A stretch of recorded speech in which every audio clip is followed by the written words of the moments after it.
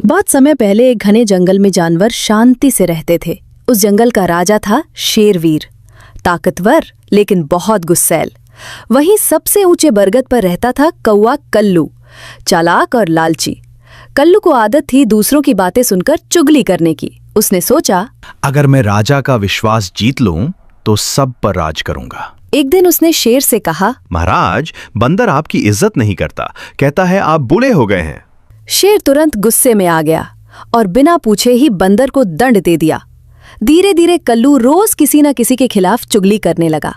शेर उसका यकीन कर लेता और निर्दोष जानवरों को सजा देता। जंगल में डर और अविश्वास फैल गया। जंगल के अन्य जानवर दुखी थे। तब एक बूढ़ा कछुआ चतुर बोला, भाइयों, असली दोष शेर का नहीं बल्कि इस कौवे का है। हमें उसकी चालाकी उजागर करनी होगी। क्यों न हम इसे लालच देकर जाल में फंसाएं। जब ये खुद राजा बनने की बात करेगा तब शेर सब देख लेगा। सभी जानवरों ने सहमति जताई। अगले दिन खरगोश और गिलहरी ने कौवे को बुलाया। कल्लू भाई, तुम इतने होशियार हो, क्यों न अगला राजा तुम बनो। क्या? मैं राजा? ये तो सचमुच शानदार होगा।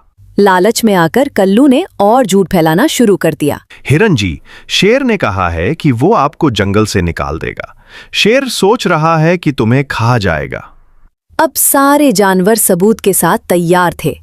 कछुए ने शेर से कहा, महाराज, एक सभा बुलाइए ताकि हर कोई अपनी बात रख सके। सभा में सारे जानवर इकट्ठा हुए। शेर ने पूछा, कल्लू, सच सच बताओ, क्या तुमने कहा था कि मैं बूढ़ा हूं और तुम राजा बनोगे? नहीं महाराज। तभी खरगोश, हिरन और बंदर एक एक करके उसकी सारी बातें बता देते हैं। महाराज, इसने कहा था आप मुझे खा जाएंगे।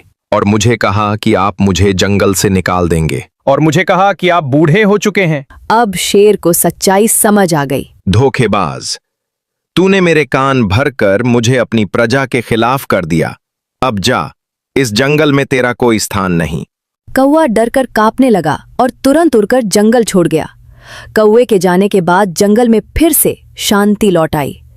शेर ने भी अपनी गलती मानी। मित्रों, अब मैं बिना सुने समझे किसी को दंड नहीं दूंगा। असली राजा वही है जो न्याय से काम ले